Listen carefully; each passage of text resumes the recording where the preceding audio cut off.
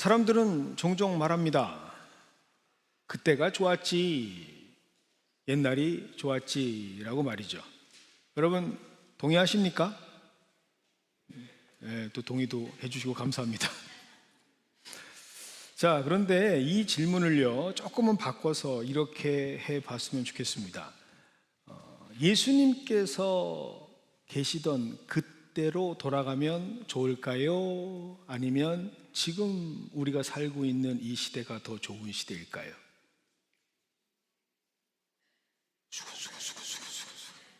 다시 한번 할게요.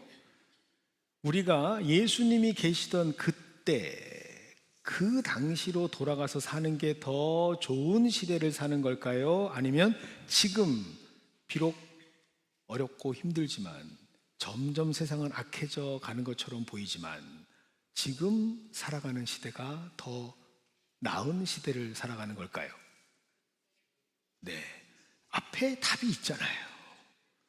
여러분, 오늘 성경 말씀을 보면 예수님께서 분명하게 답해 주셨습니다.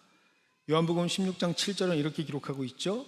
내가 떠나가는 것이 너희에게 유익이라 라고 말이죠.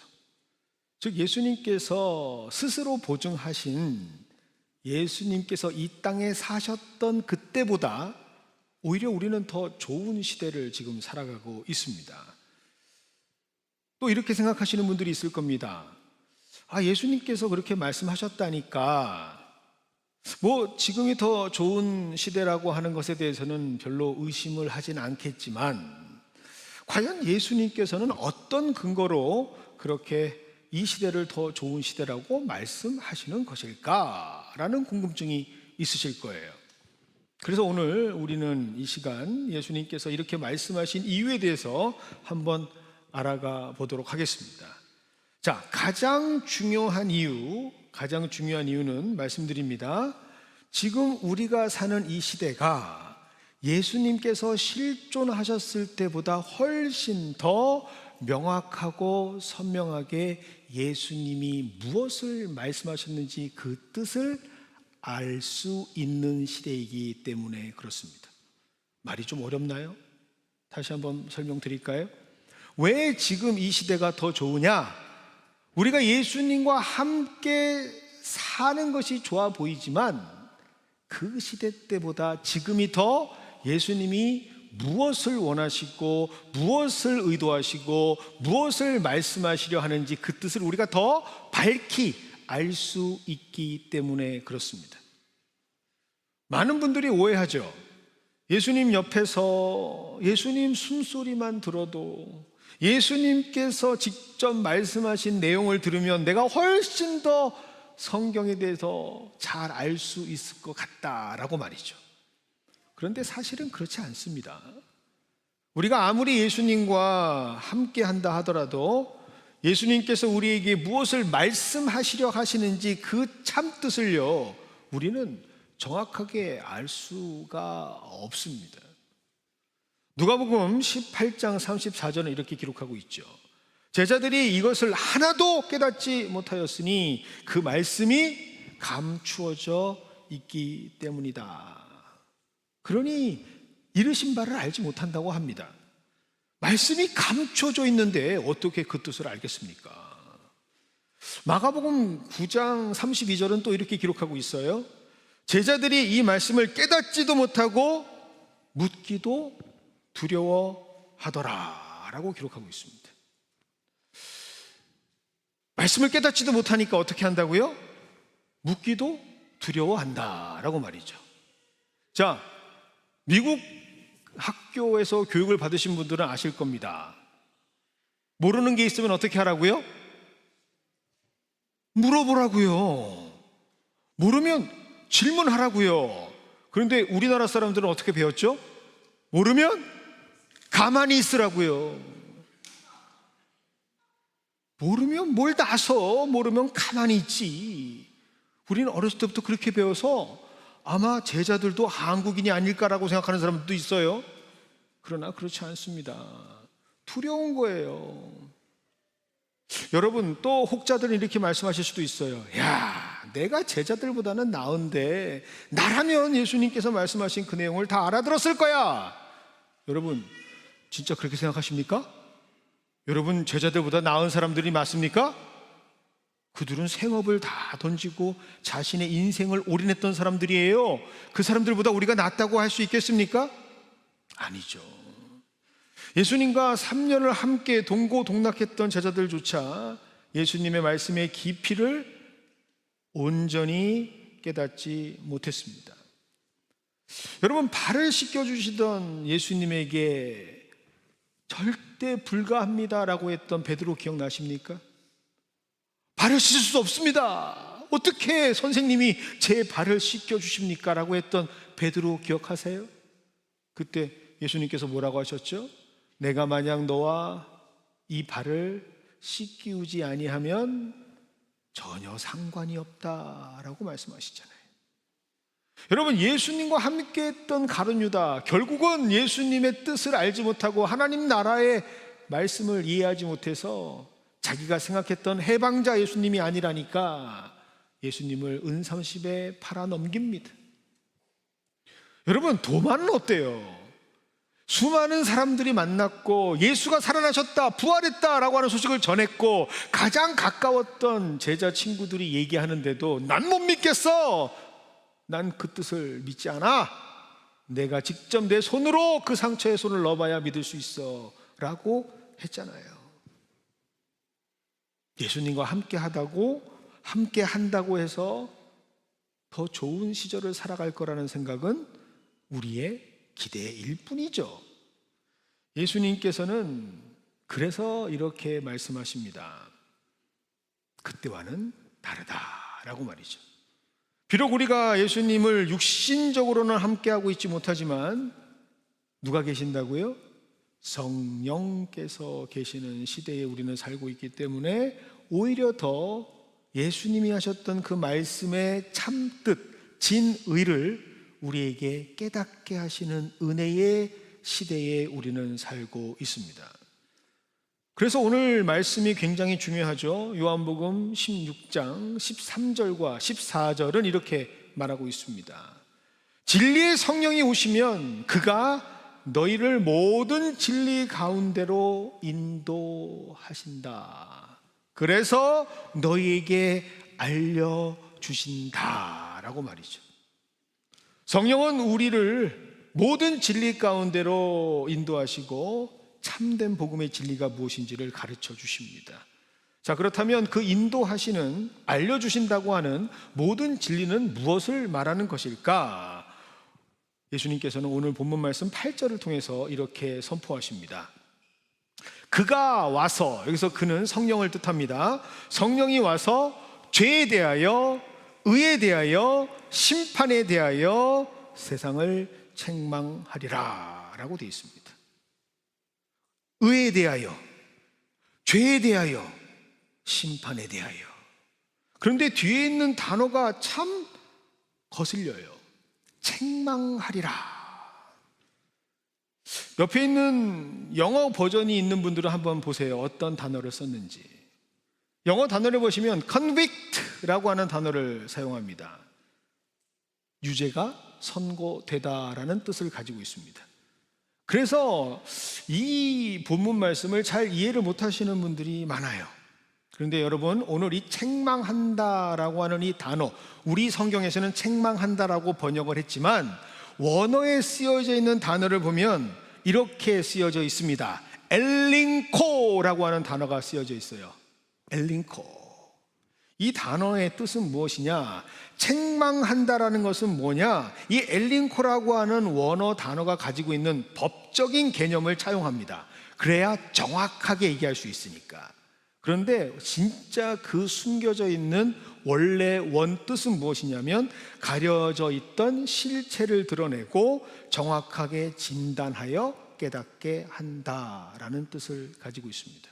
그러니 성령이 오시면 우리가 어떻게 깨닫게 된다고요? 정확하게 가리워졌던 실체가 드러나고 진단되어진 그 진실을 깨닫게 된다는 거죠. 뭐에 대해서? 죄에 대해서, 의에 대해서, 심판에 대해서 말입니다. 마치 정밀한 MRI나 CT를 통해서 우리의 건강을 확인하는 것과 같습니다. 뭐 임산부의 경우라면 울트라사운드를 통해서 태아가 지금 어떻게 지내고 있는지를 보는 것과 같은 의미가 되겠죠. 성령께서 우리에게 임하시면 우리의 죄에 대한 이야기, 그리고 의에 대한 이야기, 그리고 심판에 대한 뜻이 무엇인지를 정확하게 알려주신다라고 성경은 말씀하고 있습니다. 그래서 오늘과 다음 주일은 이 죄에 대해서, 그리고 의에 대해서, 그리고 심판에 대해서 성령께서 무엇을 알려주시는가를 함께 보도록 하겠습니다. 그 중에 오늘은 첫 번째 시간, 죄에 대해서 알려주시는 성령님, 그리고 그 성령님이 우리에게 어떠한 유익을 주시는지 함께 나눠보도록 하겠습니다. 사실 교회를 다니는 많은 성도들이 싫어하는 주제가 있습니다. 그 주제가 뭘까요? 첫 번째, 이 설교만큼은 들으면 은혜가 되는 게 아니라 시험에 빠져든다라는 주제들이 있어요. 첫 번째 주제는 뭘까요? 헌금 설교입니다. 그래서 안 하니만 못한 설교라고 선배들이 웬만해서는 하지 마라 라고 하는 게 헌금 설교죠. 그런데 그 다음에 어떤 설교일까요? 바로 죄에 관한 설교를 하면 성도들이 얼굴이 좋지 않아요. 옆에 분을 확인해 보세요. 죄에 대한 설교를 한다니까 우리 마음이 어떻고 우리 얼굴이 어떤지, 우리 반응이 어떤지 한번 보세요. 정말 싫어합니다. 거부하고요, 그 자체를 용인하지 않는 분들도 있습니다. 그런데 솔직하게 말씀하시는 분들도 있어요. 지난주 신방을 하다가 제가 너무나 존경하는 한 권사님이, 지금은 전혀 그런 모습이 아닙니다만, 처음 예수를 믿었을 때 사실 난 이랬어요 라고 하는 모습을 고백해 주셨더라고요. 미국에 어렵게 유학을 왔는데 한국 교회에서 계속 전화가 온다는 거예요. 목사님이 계속 전화한다는 거예요. 금요일만 되면 전화를 한다는 거예요. 교회 나오세요, 교회 나오세요, 교회 나오세요. 그런데 주일날 그 전화 받고 미안해서라도, 그래 고마워서라도 교회를 찾으면 맨날 하는 얘기가 당신은 죄인입니다, 당신은 죄인입니다 라는 이야기를 듣다 보니 너무 교회 나오기 싫었다는 거예요. 다 암묵적인 동의를 하시는 것 같습니다. 그렇죠. 모두가 다 좋은 이야기 듣고 싶죠. 특별히 이민 사회에서는 안 그래도 이민 생활이 힘들고 빡빡한데, 어려운데, 힘 빠지는데 힘을 주는 이야기, 위로의 이야기, 아름다운 이야기, 그래도 일어설까 말까인데 죄에 대한 이야기를 한다? 누가 좋아하겠습니까? 명백한 사실입니다. 이를 증거하는 충격적인 자료가 있어서 저도 함께 여러분들과 오늘 이 시간 나누어 보려고 합니다. 자, 여러분, 한국 전체에 목사님들이 얼마나 있을까요? 여러분들, 한국에 목회자의 숫자가 어느 정도 된다고 생각하십니까? 한번 찍어보세요. 한국 전체에 약 10만 명의 목사님들이 있답니다. 많은가요, 적은가요? 많은가요, 적은가요? 네, 어떤 분들은 편의점보다 많다, 치킨집보다 많다, 뭐 이렇게 말씀을 하시기도 합니다. 그런데 여러분, 그렇다면 무속인들, 여기서는 무당이 될 수도 있고, 뭐 점집에 뭐 선사도 될 수 있고, 뭐 여러 무당, 뭐 타로 카드, 뭐 무속인들을 다 한번 여러분들이 생각해 보세요. 한 몇 명쯤 있을 것 같아요? 목사님들보다 많을 것 같아요, 적을 것 같아요? 많을 것 같아요. 어느 정도 많을 것 같아요? 네, 약 80만 명이 있습니다. 한국의 무속을 담당하는 사람들이 80만 명입니다. 지금 여러분들의 반응은 감출 수 없는 진실의 반응입니다. 그렇게 많아? 여러분, 우리가 살고 있는 워싱턴 DC의 총 인구수가 몇 명인 줄 아십니까? 워싱턴 DC 그 디스트릭에 있는 사람들 72만 명입니다. 한국에 있는 무당들이 워싱턴에 찾아오면 워싱턴 총 인구보다 더 많은 숫자가 와야 돼요. 그 정도로 놀라운 숫자가 지금 무속에 종사하고 있습니다. 여러분, 왜 그럴까요? 왜 이렇게 많은 무속인들이 있을까요? 왜요? 정확하게 얘기해야 되잖아요. 이런 건 수요가 있으니까 공급이 있는 거예요.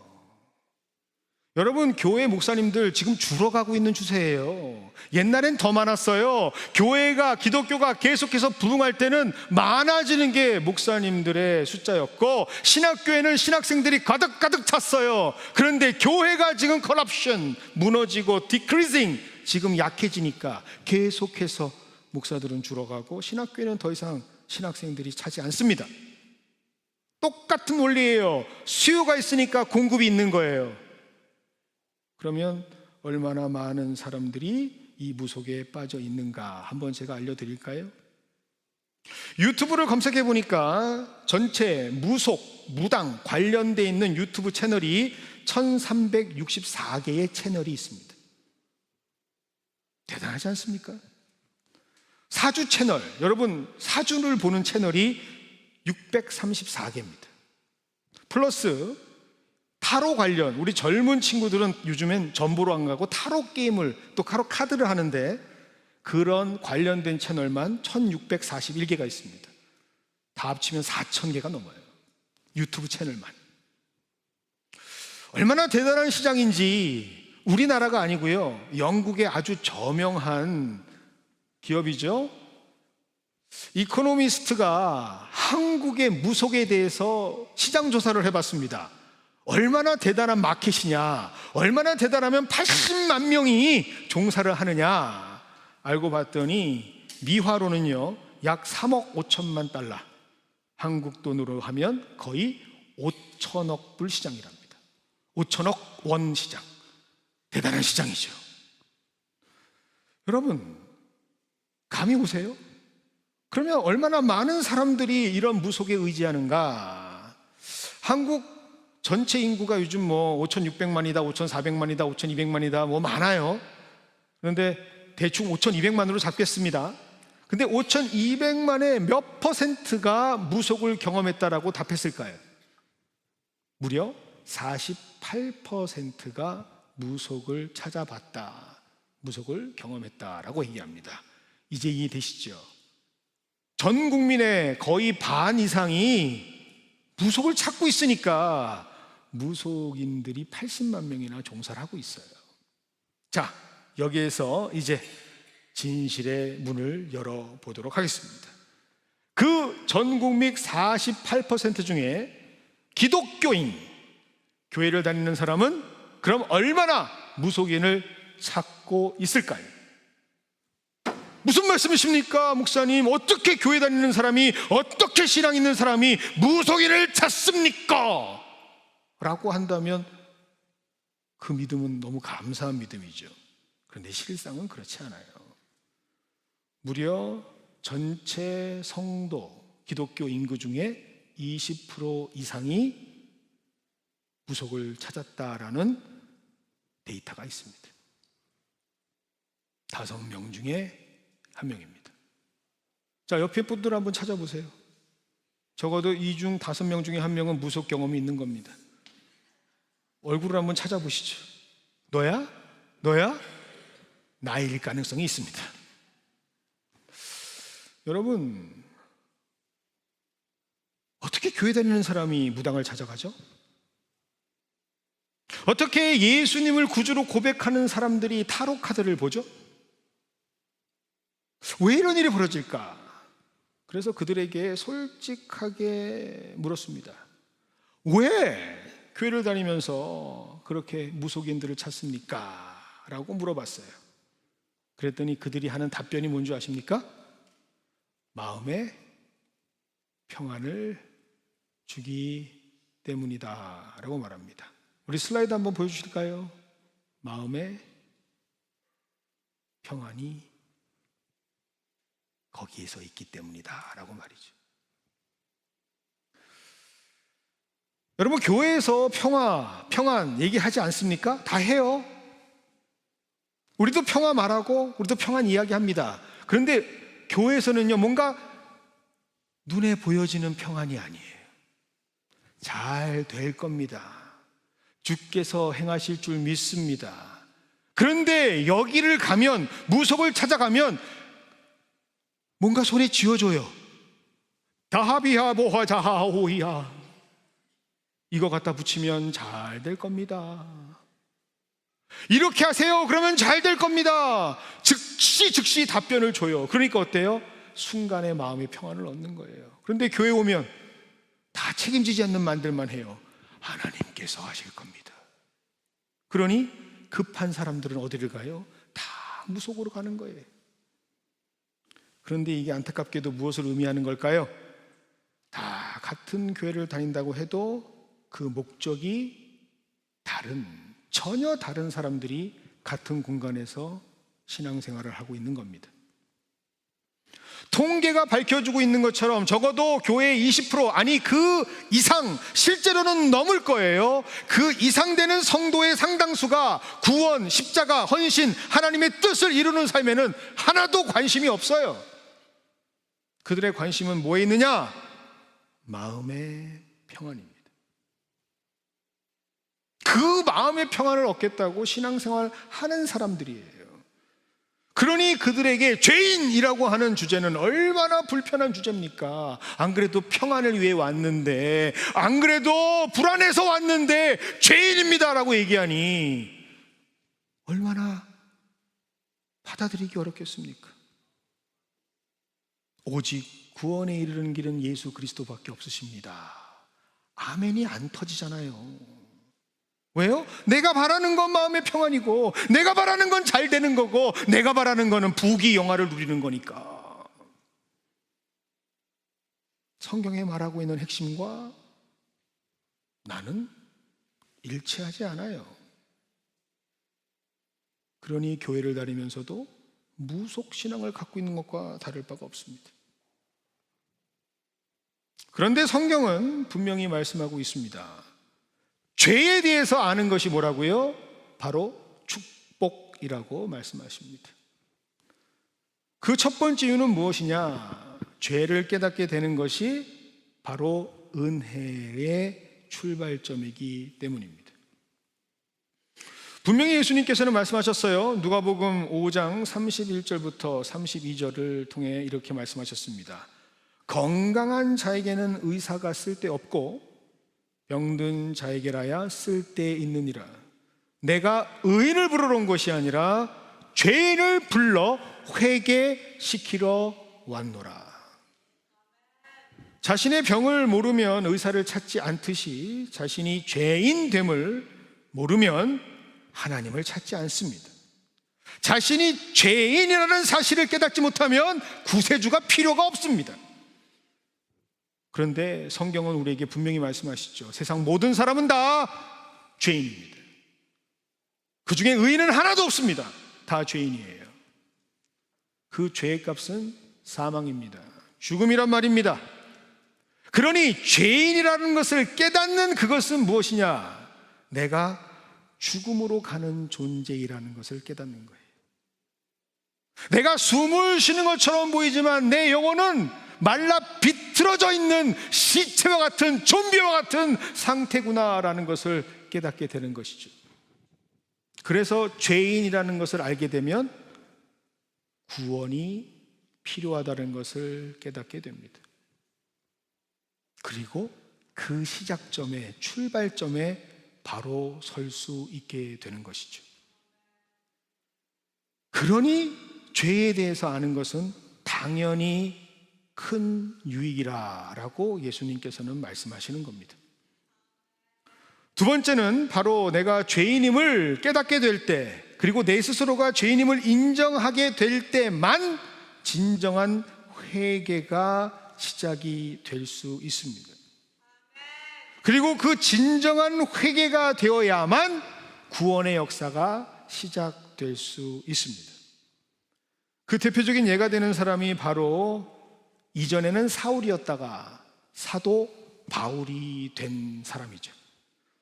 사울이었던 시절 그는 기독교를 최고로 핍박하던 자였습니다. 그리고 그 일을 아주 스스로 자랑스럽게 여겼습니다. 그렇게 행하는 것이 하나님을 기쁘시게 하는 일인 줄 알았습니다. 그래서 하나님을 사랑하는 열심으로 충성스럽게 그 일을 행했던 것이 바로 사울이었습니다. 그래서 그 스스로도 말하잖아요. 사도행전 22장에 보면 그가 이렇게 말합니다. 자신의 과거를 되돌아보면서 이렇게 말하죠. 나는 하나님의 일에 열심을 가진 자였다라고 말이죠. 그런데 그가 예수님을 만날 때, 그가 성령의 인치심을 받을 때 그는 어떤 음성을 듣게 되나요? 왜 나를 핍박하느냐? 라는 말씀을 듣습니다. 그때서야 진실한 자신의 진실과 마주하게 됩니다. 지금까지 자신이 했던 행동이 얼마나 엉뚱한 행동이었는지, 얼마나 자신이 스스로의 독선과 과신 속에 가득 차 있는 존재였는지 성령을 통해 내가 누구인지를 깨닫게 된 바울은 그때서야 자기 스스로를 이렇게 고백하죠. 나는 죄인 중에 괴수였습니다 라고 말해요. 하나님 앞에 감출 수 없는 죄인인 자신의 민낯을 보게 된 것이죠. 이 모든 것을 가능케 해주시는 분이 누구죠? 바로 성령입니다. 성령을 통해서만 죄가 무엇인지를 깨닫게 되고, 성령을 통해서만 내가 영적으로 어떤 상태인지를 확인할 수 있게 되고, 성령을 통해서만 선명하고 분명하게 나의 모습을 발견해서 그때서야 진정한 회개를 시작할 수 있게 되는 거죠. 그러니 내가 죄인이라는 사실을 깨닫게 되면 당연히 유익하게 되는 겁니다. 그래서 교회를 목회하다 보면 교회를 다니는 사람들 말고요, 성령의 사람인지 그렇지 않은 사람인지 확연하게 구분이 됩니다. 특별히 죄에 대해서 말이죠. 성령을 받지 않은 사람, 성령을 경험하지 못한 사람들은 죄를 인정하지 않아요. 죄에 대한 것들에 대한 거부감을 일으켜요. 아니, 왜 이렇게 죄인 하는 거야? 왜 그렇게, 내가 뭘 그렇게 잘못했다고 내가 죄인이야? 내가 죄인이라는 사실을 수용하지 못합니다. 아니, 않는 게 아니라 못해요. 도무지 이해할 수 없고 동의가 안 되죠. 그런데 죄송해요, 뭐라 하는 게 아닙니다. 책망하는 게 아닙니다. 정확하게 진단해 드릴게요.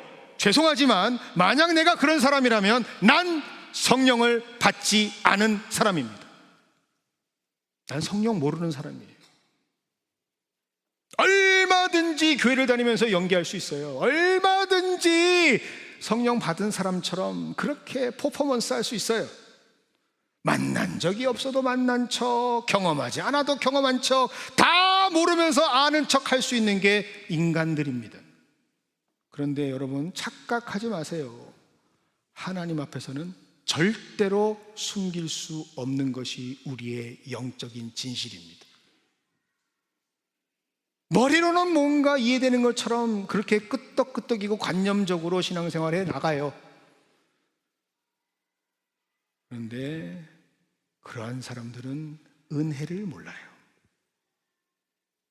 그러다 보니 하나님이 공급하시는, 성령께서 함께 하시는 하나님의 놀라우신 세계를 경험을 못하니까 신앙생활을 하면 할수록 어떤 줄 아세요? 괴로워요. 새 가족으로 왔을 땐 다 빵긋빵긋 웃어주고 좋아해 주니까 참 좋았죠. 그런데 거기까지만이에요. 내가 교회를 다니면서, 내가 신앙생활하면서 정말 성령의 조망을 받아서 하나님 앞에 내가 어떤 존재인지를 알지 못하면 신앙생활 자체가 곤욕이에요. 힘들어요. 어려워요. 그러니 늘 과거지향적이에요. 옛날이 좋았네. 옛날이 좋았어. 예수를 만났던 사람도 여기서 똑같이 해당됩니다. 과거에 만났던 첫사랑만 붙잡고 있는 거예요. 매일매일 나와 함께 하시는, 동행하시는 성령은 경험하지 못하니까 늘 그때가 좋았어. 그 교회가 좋았어.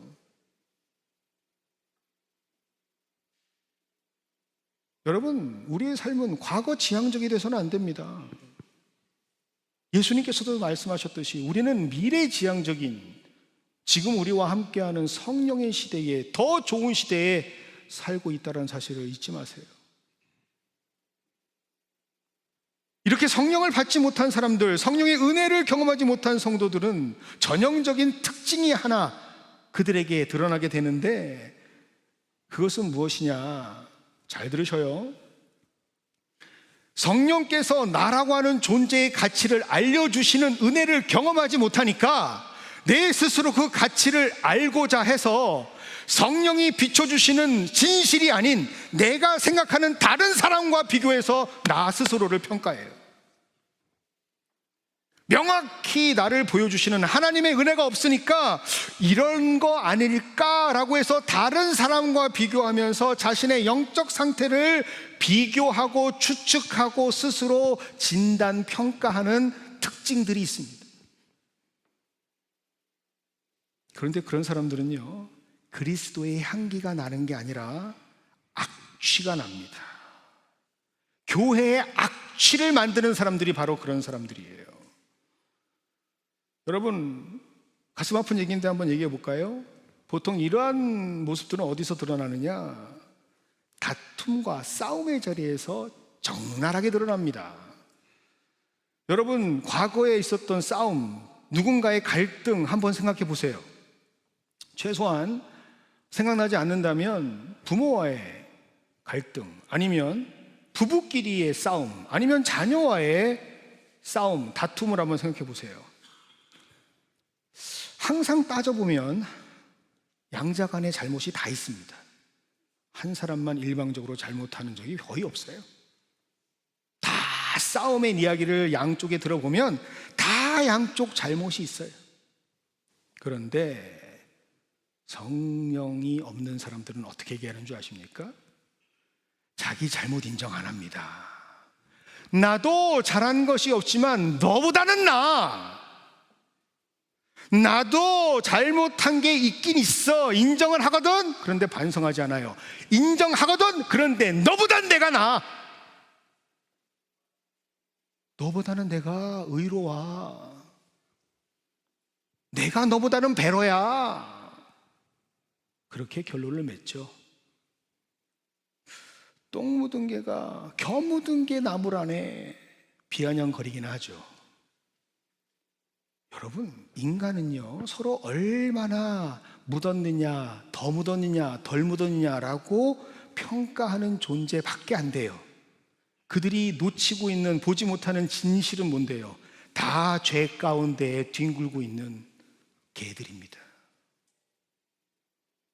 모두 다 죄인이란 말이에요. 이러한 대표적인 예가 누구냐? 바로 예수님이 살아계셨을 때 예수님을 거부하던 사람들, 특별히 바리새인들, 서기관들이었습니다. 당시 바리새인의 인구는 8,000명에 육박합니다. 많은 사람들이 나는 하나님을 섬기겠노라 하면서 주의 말씀을 붙잡고 살아가던 사람이었어요. 그런데 그 바리새인들이 행했던 모습 중에 한 가지 모습이 있었습니다. 그것은 항상 기도하는 모습이었죠. 그리고 그 기도 중에도 감사의 기도를 그는 드렸는데, 그들은요, 이것을 굉장히 자랑했습니다. 감사하는 기도를. 그래서 감사 기도를요, 혼자 하는 게 아니라 크게 통성 기도처럼 아주 소리내서 기도를 했습니다. 그런데 그 기도의 내용 한번 들어보실래요? 어떻게 그들이 감사했는지. 하나님, 나는 저 세리보다는 더 의롭게 살게 해주셔서 감사합니다. 하나님, 저 창녀보다는 내가 낫게 살게 해주셔서 감사합니다 라고 했던 게 그들의 감사 기도였어요. 전혀 하나님을 알지 못하는 모습이죠. 세상의 종교와 전혀 구별이 되지 않는 그저 인간의 종교 행위로 습득했던 철저히 무속과도 같은 모습이 바로 바리새인들의 기도였습니다.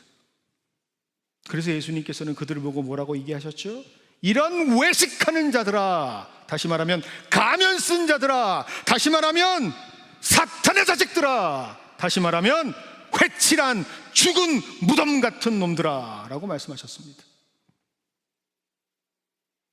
그게 오늘 본문에서 말하는 죄에 대하여서는 예수를 믿지 않았다라는 참 뜻입니다.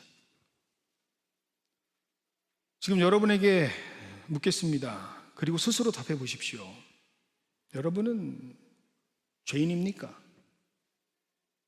여러분은 죄인입니까? 여러분은 죄인입니까? 내게 심중 깊숙한 곳에서부터 울려 퍼지는 나는 죄인입니다 라는 고백이 없다면 여러분은 무속과 다를 바가 없는 종교인입니다. 그런데 만약 내 가슴 속에 저 깊숙한 곳에서 주님만 생각하면 죄송하고 미안한 마음이 들고 어떻게든 하나님 앞에 온전치 못한 모습이 눈물로 고백되는 사람이 있다면 기뻐하세요. 왜요? 그게 바로 성령이 함께하는 사람의 모습이니까. 정말 사랑으로 가득한 가정은 어떤 가정인 줄 아십니까? 정말 자녀를 사랑하는 부모는 어떤 부모인 줄 아십니까? 나의 자녀를 더 사랑하지 못해서 미안해하는 부모가 진짜 자녀를 사랑하는 부모입니다. 저 역시도 마찬가지예요. 저도 자녀가 있습니다. 저도 부예요, 부. 저희 아내는 모예요. 그런데 저는 저희 아이들을 보면서 늘 이렇게 얘기해요. 뭐가 그렇게 불만이 많아? 밥을 안 줬어? 옷을 안 해줬어? 너 해달라는 거 다 해주는데 뭐가 이렇게 불만이 많아? 그런데 저희 아내는 늘 아이들을 보면서 미안해해요. 더 못해줘서 미안하다. 더 이해 못해서 미안하다. 엄마가 도움이 되어주지 못해서 미안하다. 누가 참 부모입니까? 누가 참 자녀를 사랑하는 부모입니까? 병원 원목으로 목회하던 시절이 있습니다. 담임 목회를 하기 전에 저는 6년 동안 대학병원에서 원목으로 섬겼습니다. 그런데 지금도 잊지 못하는 기억나는 한 가정이 있습니다. 그 가정은 병원에서 투병 생활을 하시다가 돌아가신 어머니가 있는 가정입니다. 정확하게는 모르겠지만 최소 2년 이상 계속해서 병원을 들락날락 하시다가 결국에는 병상에서 운명을 달리하신 어머니가 있는 가정입니다. 그런데 항상 그 어머니를 모시고 오는 자녀분이 있었어요. 얼마나 그 자녀분이 어머니를 잘 보살피고 계시는지 여러분 이런 말 혹시 기억하십니까? 김병에 효자 없다라는 말 기억하세요? 사실은 그래요. 병원에 있다 보면 긴 투병 생활 중에 자녀들하고의 그리고 뭐 보호자하고의 환자하고의 관계가 막 깨어지고 엇그러지거든요. 그런데 그 말이 무색할 정도로 그분은 참으로 진심으로 그 어머니를 잘 모셨습니다. 제가 기억하는 한 매일마다 옆에서 자리를 지키고 그 간이 침대에서 잠을 주무셨고요. 그리고 늘 그 어머니의 대소변을 다 받아내셨어요. 그래서 저는 당연히 딸인 줄 알았죠. 그런데 알고 보니 딸이 아니라 며느리였습니다. 정말 깜짝 놀랐죠. 요즘 그런 며느리가 어디 있습니까? 그런데 더 깜짝 놀란 것은 어떠한 상황이었느냐? 장례식 때 진짜 깜짝 놀랐어요. 그 어머니 유가족이라고 자녀들이 이렇게 오는데 알고 봤더니 일남 삼녀의 사남매예요. 그런데 분명히 말씀드렸어요. 일남 삼녀. 그러면 남자가 맨 앞이겠습니까? 맨 뒤겠습니까? 보통은 맨 뒤 아닙니까? 아들 낳으려고 딸 하다가 아들 낳은 거예요. 그러면 3명의 신우가 있고 며느리는 막내 아들의 며느리였던 거예요. 그런데 적어도 제 기억 속에는 그 어머니가 3개월 동안 투병 생활하시다가 돌아가셨는데 제가 신방하는 그 순간만큼은 한 번도 그 시누이들을 본 적이 없습니다.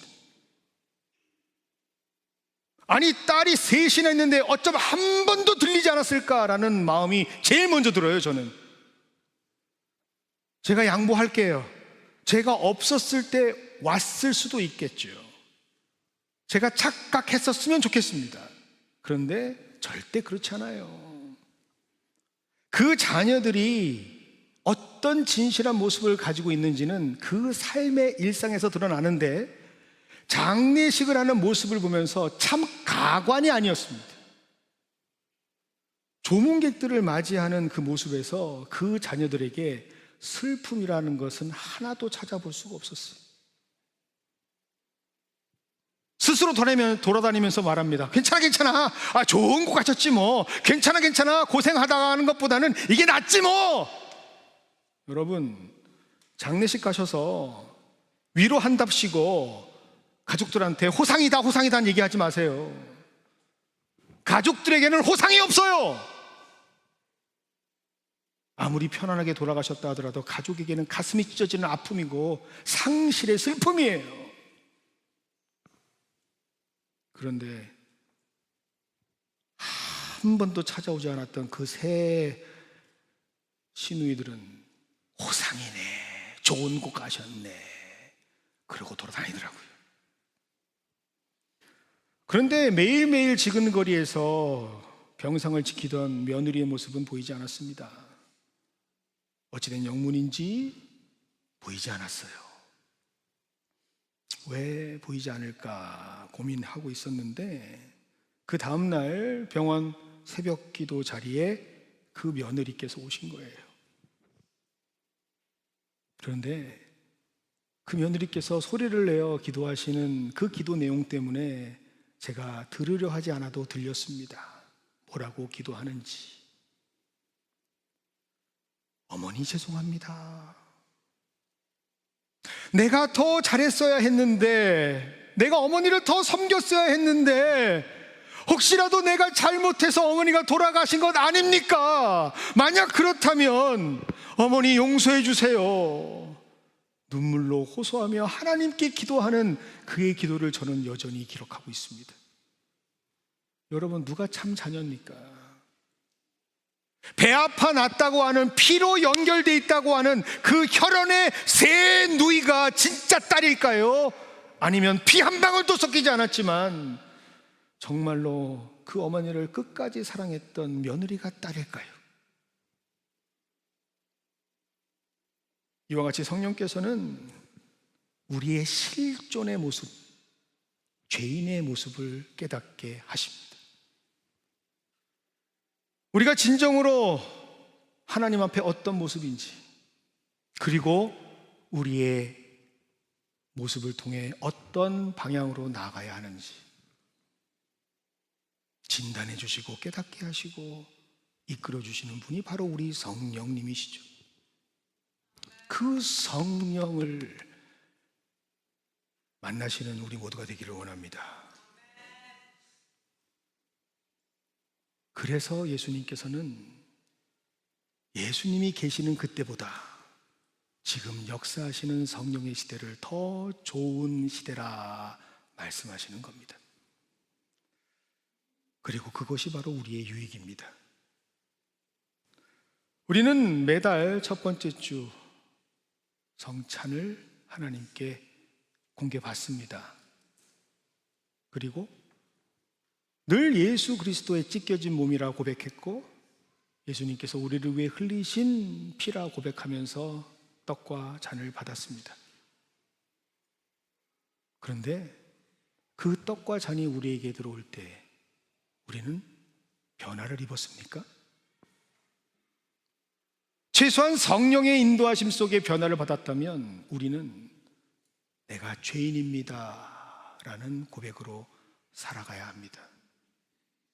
철저히 주님 앞에 온전하지 못한 나의 모습을 발견하는 그 축복 속에서 내가 어찌하오리까?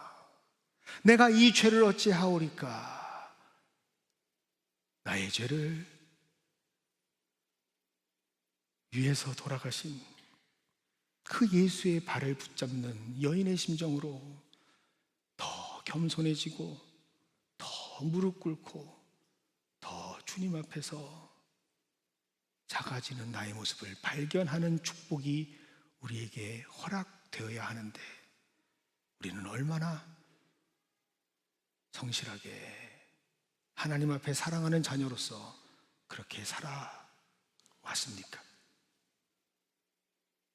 그럼에도 불구하고 하나님께서는 우리에게 또 한 번의 성찬을 베풀어 주십니다.